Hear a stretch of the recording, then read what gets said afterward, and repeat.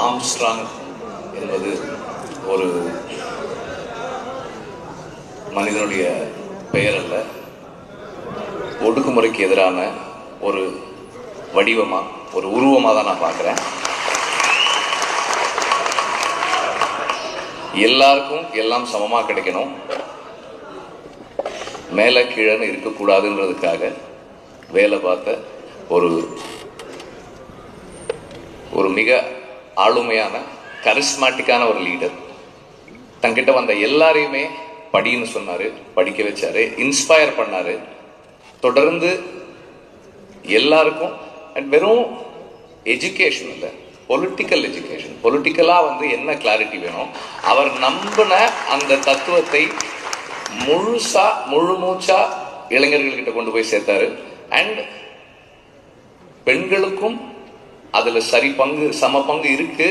மாற்றத்துக்கு, முன்னேற்றத்துக்கு பெண்களுக்கும் கல்வியும் பொலிட்டிக்கல் எஜுகேஷனும் வேணும்னு தொடர்ந்து அதுக்காக செயல்பட்டவர்.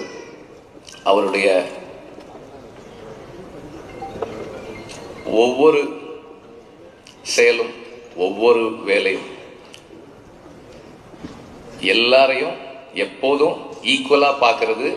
அண்ட் அவரோட நெருக்கமா பழகின எல்லாரும் என்கிட்ட சொல்லியிருக்காங்க, அவர் எவ்வளவு கனிவாகவும் அன்பாகவும் எப்போ போனாலும் ஆக்சசபிளா இருக்கக்கூடிய ஒரு லீடர். யார் வேணா அவரை எப்போ போனாலும் சந்திக்கலாம், எந்த நேரத்திலும் என்ன வேணா அவர்கிட்ட கேட்கலாம்.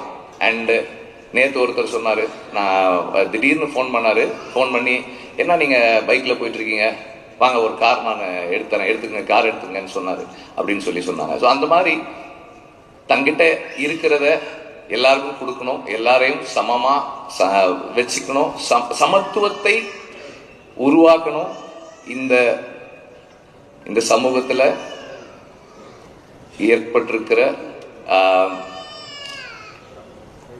அரசியல் ஏற்றத்தாழ்வுகளை, சமூக ஏற்றத்தாழ்வுகளை மாத்துறதுக்கு அவர் என்ன செய்யணும்னோ அதை செஞ்சுக்கிட்டே தான் இருந்தாரு. அண்ட் ஆம்ஸ்ட்ராங் ஒரு மனிதர் இல்லை, ஒரு மூவ்மெண்ட்.